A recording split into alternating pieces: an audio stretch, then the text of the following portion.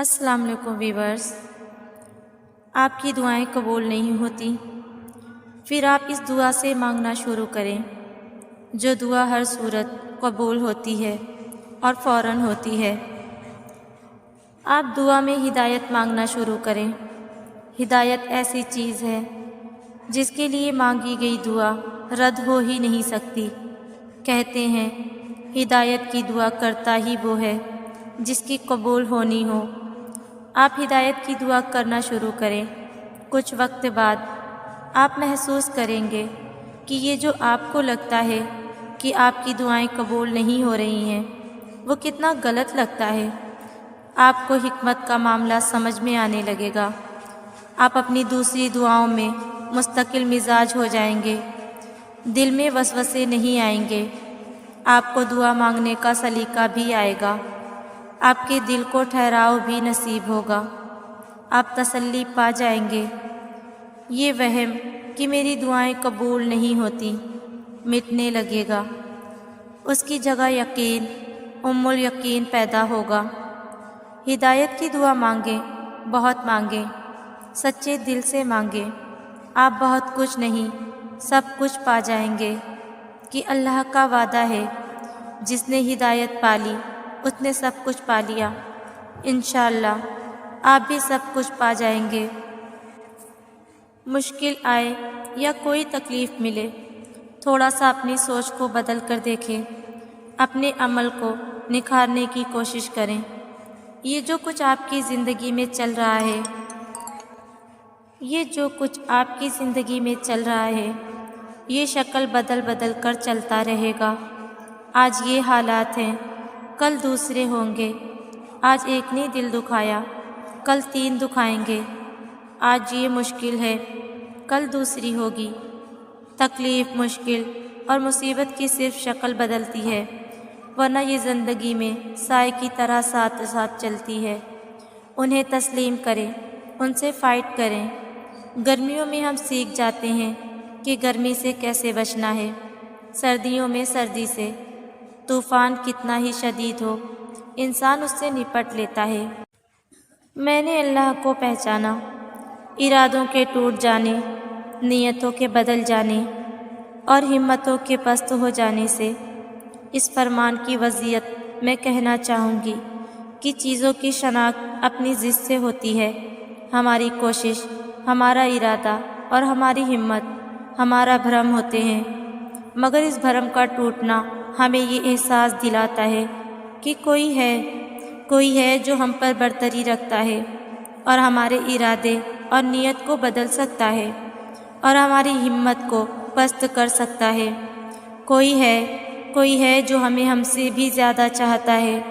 کوئی ہے جو ہماری زندگی کے آنے والے کل کو نظر میں رکھتا ہے اور اس میں بھلائی پیدا کرنے کی تدبیریں کرتا رہتا ہے، اور یقیناً وہ اللہ ہی ہے۔ ہم انسان اپنی سوچ، اپنے مفاد اور اپنی خواہش کے مطابق پیدا ہونے والے حالات کو اچھا برا جو بھی سمجھتے ہوں، مگر اللہ کی طرف سے اس میں انسان کے لیے بھلائی ہی ہوتی ہے۔ جب انسان کا کوئی ارادہ ٹوٹ جاتا ہے تو اکثر آنے والا وقت اسے بتاتا ہے کہ اس ارادے کا ٹوٹنا کتنا بہتر تھا۔ نیت کا بدل جانا یا کسی کام سے روک دیا جانا انسان کو یہ احساس دیتا ہے کہ اللہ ہے۔ اگرچہ اس فرمان کی کیفیت ہر خاص و عام کے لیے ہے، مگر اس کا درست اطلاق صرف ان لوگوں پر ہوتا ہے جو اللہ کی رضا کے لیے راضی رہتے ہیں اور اپنا آپ اس کے روبرو پیش کرتے ہیں۔ اللہ محبت انہی کو سنتا ہے جو اسے یقین اور مان سے پکارتے ہیں۔ وہ یقین جو ہر شک اور مایوسی سے پاک ہو، وہ انہیں کبھی خالی نہیں لوٹاتا۔ جو اسے منانے میں ہر حد تک چلے جاتے ہیں۔ جب وہ کسی کو سجدوں میں رونا سکھا دے تو پھر ان آنسوؤں کی لاج رکھتا ہے۔ جب وہ کسی بندے کو تہجد تک لاتا ہے تو اس پر ہر سفر آسان فرما دیتا ہے، اور پھر وہ ہر کام جو ناممکن نظر آئے اس کے کن سے مکمل کر دیا جاتا ہے۔ اس لیے قرآن پاک میں اللہ پاک فرماتے ہیں کہ جب بندہ بہت پریشان ہو جاتا ہے تو پھر اس کو تسلی دی گئی ہے کہ بے شک ہر تنگی کے بعد آسانی ہے۔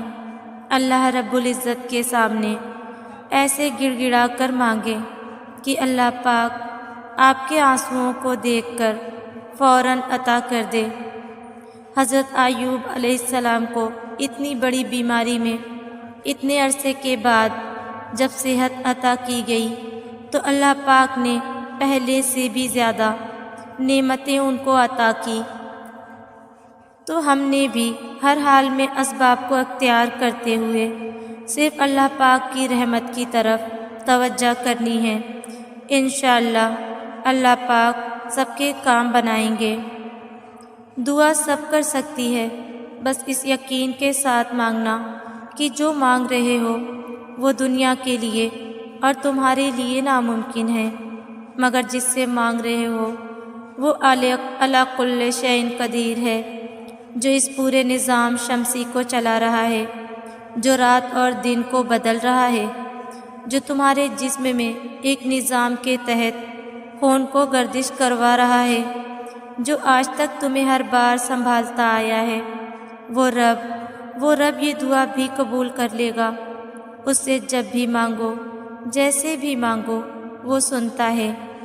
بس یقین کو کامل کر کے مانگو۔ یہ جان لو جو مانگ رہے ہو وہ ممکن کرنا اس رب کے لیے مشکل نہیں۔ تم دیکھنا تمہیں خود نظر آئیں گی تمہاری دعائیں قبول ہوتی ہوئی، معجزے تم خود دیکھ لو گے۔ یہ یاد رکھو، کچھ بھی اللہ کی رضا کے بغیر نہیں ہو سکتا، یہاں تک کہ دعا کے لیے بھی انسان تب تک ہاتھ نہیں اٹھا سکتا جب تک اللہ نہ چاہے، اور اللہ دعا کی توفیق دیتا ہی تب ہے جب اس نے راضی ہونا ہوتا ہے، جب اس نے کن فرمانا ہوتا ہے، تبھی وہ چاہتا ہے کہ میرا بندہ آ کر مجھے منائے اور میں اس کی ہر مانگی ہوئی دعا پہ راضی ہو جاؤں۔ اور اس بڑی خوش قسمتی اور کیا ہو سکتی ہے کہ وہ خود ہمارا انتخاب کرتا ہے، ورنہ ہمارے ارد گرد کتنے ایسے لوگ ہیں جو مایوس ہو کر دعا مانگنا ہی چھوڑ دیتے ہیں۔ ایسے لوگوں کو پھر وہ توفیق بھی نہیں دیتا جو اس کی نعمتوں کا شکر نہیں کرتے اور اس کے فیصلوں پہ صبر نہیں کرتے۔ آپ تو خوش قسمت ہیں کہ آپ میں اب بھی دعا کی تڑپ ہے، اور اسی تڑپ سے آپ وہ سب حاصل کر لیں گے جس کے لیے آپ کا دل ترستا ہے، کیونکہ وہ مانگنے والوں کو خالی ہاتھ نہیں لوٹاتا۔